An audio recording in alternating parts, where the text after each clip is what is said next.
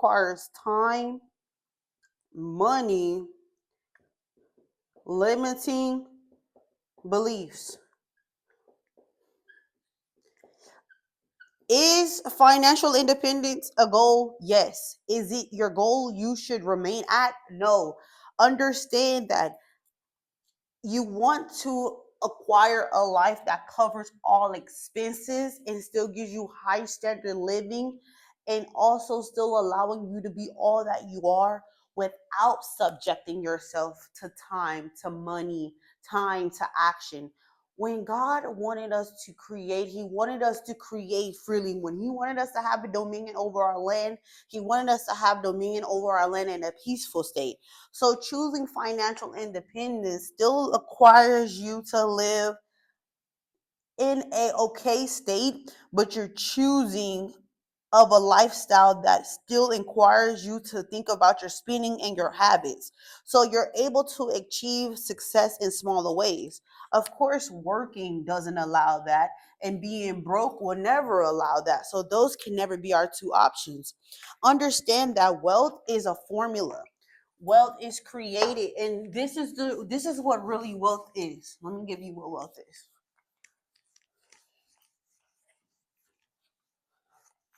You don't want to be you don't want to be in a category of being working or being broke. Wealth is having time and abundance and money, status,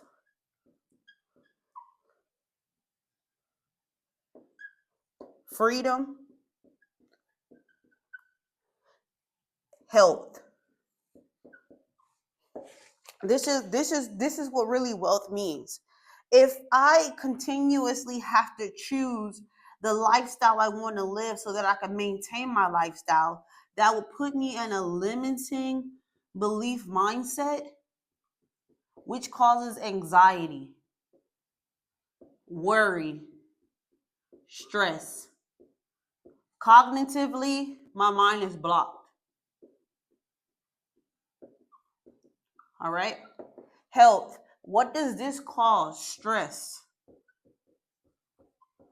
What? So bad health, eating overly, headaches, time, depression.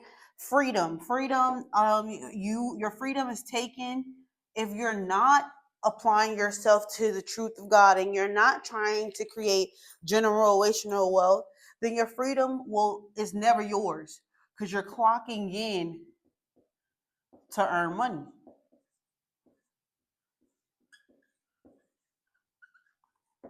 Status. Where are you with your family? As I told you, not having enough income also produces cycles of broken relationships, broken trust. You never can go out. You never can travel the world. You never can explore the world. Realize we only have one life to live. That is the most important in this video that I want you to gather. So in money, abundance.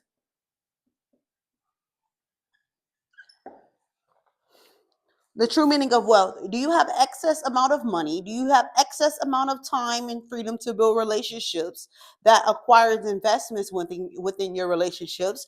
Do you have freedom to do so? Is your health right? Are you physically and mentally prepared to conquer all that comes against you? Or is it that you're operating in limiting beliefs? You have to ask yourself this. So when I tell you that we're cognitive mind trapped, is because being rich and being wealthy was never an option. This is something that we must do. This is something we have to do, especially if we call ourselves children of the Most High. What you need to understand is that the importance in reflecting of Jesus is understanding that this man did not have to do what he done on the cross, for he was poor, but through his for he was rich and he became poor for us. Through his poverty, may ye be rich. What does that mean? For the person that conquers the world and he came to save the souls and the suffering of the physical, but it's that we know of him We know that this happened. What does he want us to do with that? You need to understand that you're operating in a universe at hand of a divine intuition that's also governing our steps in the world's movement.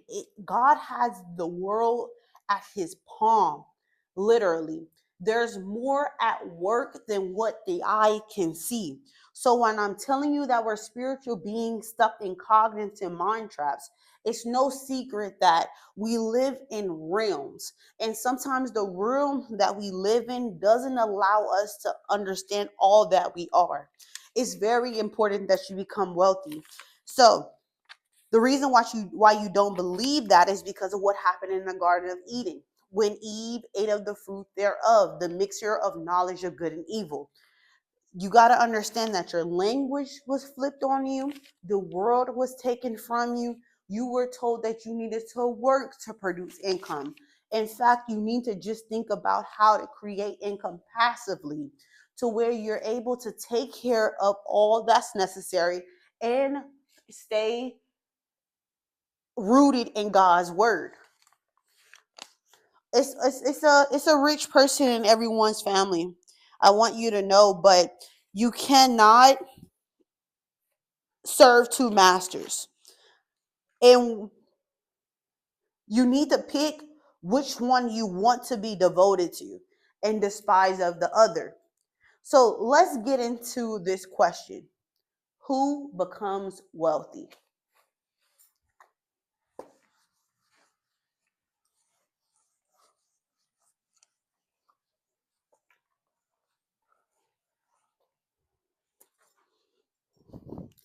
People that live way below their means.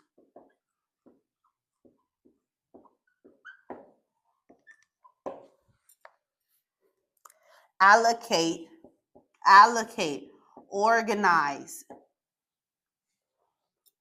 their time and energy to what? To what, Nevaeh? To building their wealth.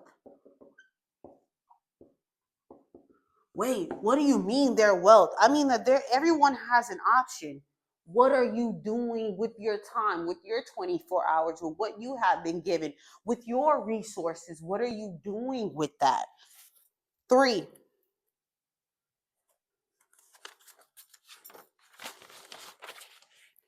they believe financial independence is more than displaying high social status. You're not a show off. You put up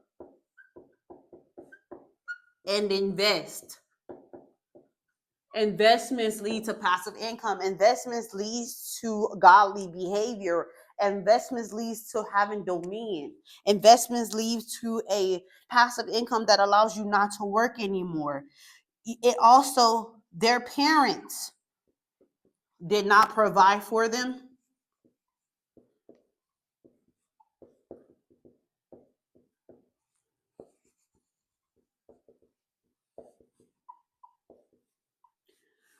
Realize I found God at a state where I was broke.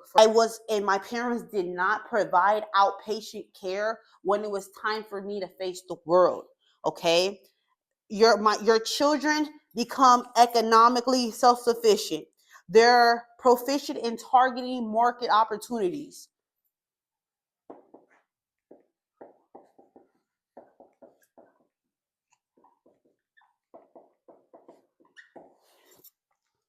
They choose the right occupation. For instance, y'all are in a vault right now, y'all are in a bank right now, but look at the opportunity that's at hand. And I'm also looking at market opportunities. I'm looking at capital. I'm looking at creating investments. These are the people that become wealthy. Understand that your thoughts, a man's life is his thoughts. It's how you alter the attitude of your mind. You get to choose. Ye get to choose. So let's take a look at the word. Let's look at what God says. 2 Corinthians chapter 8, verses 12. For if there be first a willing mind, it is accepted according to that a man hath, and not according to that he hath not.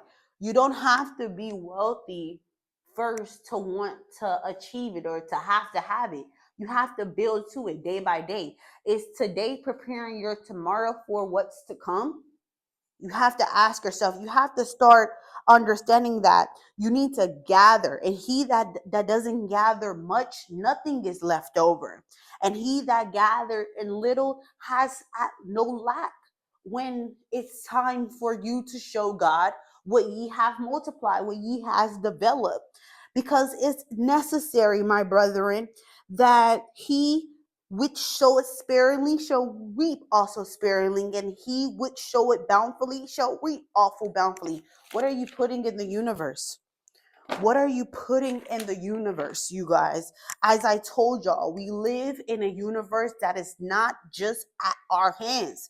It's actually being constructed and instructed by a divine intelligence. Realize the law of five, the law of the universe five, cause and effect. Think of it like a domino effect. Simple truth is that every action we take or our choices, it initiates a sequence of events, a ripple of vast effects of ocean. So if our minds and our attitudes start to align with what's necessary, then what makes you believe that you won't become what's necessary? Thank you so much. This is the Capital Group Talk. We'll speak soon.